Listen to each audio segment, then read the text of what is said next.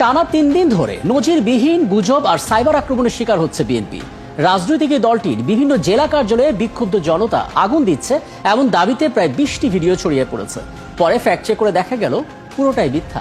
শুধু তাই না, ভিন্ন দেশের ভিন্ন সহিংসতার পুরাতন ভিডিওগুলো বিএনপির নামে ছড়িয়ে দেওয়া হচ্ছে প্রায় সবগুলো সোশ্যাল মিডিয়াতে। দর্শক, এমন বেশ কয়েকটি অপতথ্যের ফ্যাক্ট চেক এখন হাতে, শুরুতে সেটা দেখে নিই চলুন। ফেসবুকে ছড়িয়ে পড়া ভিডিওতে দাবি করা হয়েছে যশোরে বিএনপির কার্যালয়ে আগুন দিচ্ছে বিক্ষুব্ধ জনতা। রীতিমতো ঝড়ের গতিতে শেয়ার হয় ভিডিওটি। তবে সত্যিটা সামনে আনে fact checking platform Rumor Scanner team. তারা জানায় ভিডিওটি ২০২৩ সালে লালমনিরহাট জেলা বিএনপির কার্যালয়ে আগুন দেওয়ার ঘটনার। এটাকে এখন সাম্প্রতিক বলে ছড়িয়ে দেওয়া হয়েছে।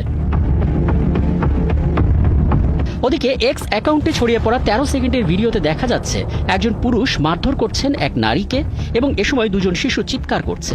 দাবি করা হয়েছে এটি নাকি ঢাকার খিলগাঁও থানার বিএনপি নেতার নারী নির্যাতনের ভিডিও। তবে fact checking platform fact watch জানায় দাবিটি মিথ্যা।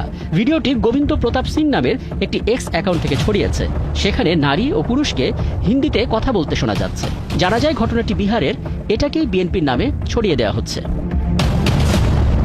সম্প্রতি ফেসবুকে ছড়িয়ে পড়া অগ্নিসংযোগের আরেকটি ভিডিওতে দাবি করা হয়েছে রাজধানীর খিলক্ষেতে বিএনপির কার্যালয় অফিস গুড়িয়ে দিচ্ছে সাধারণ জনতা। পরে ফ্যাক্ট চেক করে দেখা গেল দাবিটি মিথ্যা। ঘটনাটি গত জুনের। সে সময় অবৈধ স্থাপনা উচ্ছেদ অভিযানের অংশ হিসেবে বিএনপির এই কার্যালয়টি উঠিয়ে দেওয়া হয়। এসবের মাঝে ফেসবুকে ভাইরাল আরেক ভিডিও। সেখানে দেখা গেল অনেক উঁচুতে একটি পানির ট্যাঙ্কের ওপর এক ব্যক্তি আরেক ব্যক্তিকে পেটাচ্ছে।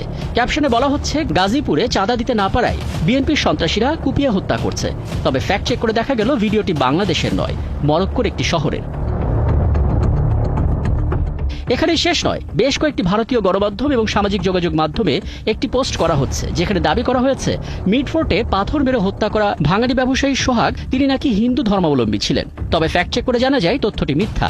নিহত সোহাগ এবং তার পরিবার ইসলাম ধর্মের অনুসারী। দর্শক, আজ ফ্যাক্ট চেক বিশ্লেষণ করে দেখা গেল বেশিরভাগ গুজব ছড়িয়েছে রাজনৈতিক দল বিএনপিকে নিয়ে। তবে থেমে নেই জাতীয় ইস্যুতেও গুজব ছড়ানো।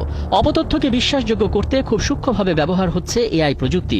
নানা উৎস থেকে তথ্য চুরি করে তার সাথে মেশানো হচ্ছে অপতথ্য। এরপর ছড়িয়ে দেওয়া হয়েছে সবকটি সামাজিক যোগাযোগ মাধ্যমে। রাকিব হাসান, ৭১।